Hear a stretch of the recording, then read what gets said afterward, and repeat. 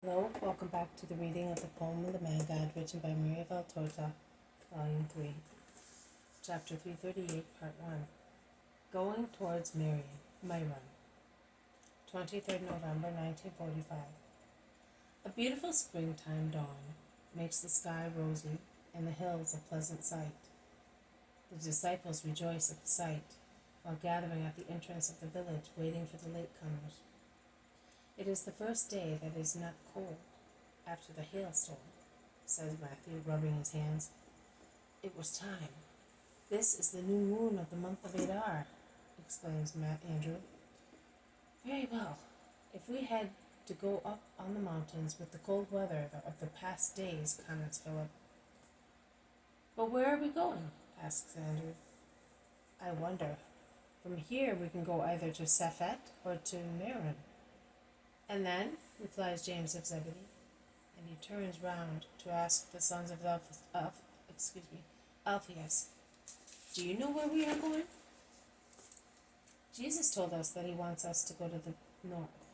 That is all, says Judas of Alphaeus laconically. Again? At the next moon we must begin our Passover pilgrimage, says Peter not very enthusiastically. We have plenty time, remarks Thaddeus. Yes, but no time to rest at Bethsaida. We shall certainly go there to get the women in Margium, replies Philip to Peter. What I ask of you is not to look bored or indifferent or the like. Jesus is most depressed. Yesterday evening he was weeping. I found him weeping while we were preparing supper. He was not praying out on the terrace as we thought. He was weeping, says John. Why? Did you ask him? They all ask. Yes, I did, but all he said was, love me, John. Perhaps it's because of the people of Chorazin. The zealot who has just arrived says, the master is coming here with Bartholomew. Let us go and meet him. And they set out, and they continue their conversation.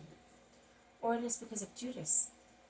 They remained alone last night, says Matthew. That's right. And Judas had previously stated that he was upset and wanted to be alone, remarks Philip.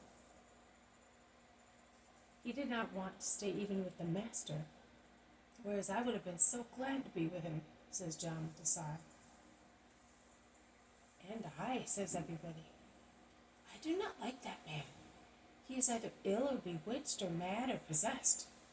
There is something wrong with him, says Thaddeus resolutely.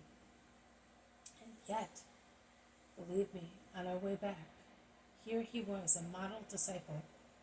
He always defended the master and the interests of the master, as none of us ever did. I saw him and heard him myself. And I hope you do not doubt my word, states Thomas. Do you think that we do not believe you?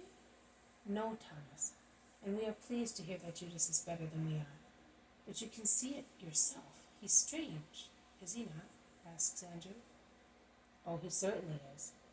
Perhaps innermost problems worry him, or probably because he did not work any miracle. He is rather proud. Oh, for a good purpose.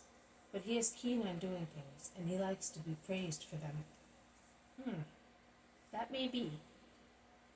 But the master is sad. Look at him over there. He does not look like the man we have always known. But long live the Lord. If I find out who is making the master suffer, well, that's all. I know what I will do to him, says Peter. Jesus, who is talking intently to Nathanael, sees them and quickens his pace, smiling. Peace to you. Are you all here? Judas of Simon is missing.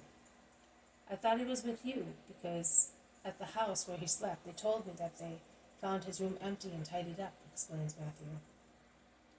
Jesus knits his brows for a moment and becomes engrossed in thought, lowering his head.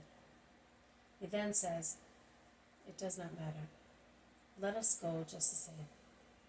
Tell the people in the last houses that we are going to Meiron and to Gisgala. If Judas should look for us, ask them to direct him there. Let us go. This has been a reading from the poem of the Man God, written by Maria Valtorta, Volume 3, Chapter 338, Part 1, Going Towards Meiron. Thank you for listening. I will see you tomorrow. May God bless you, and may peace be with you.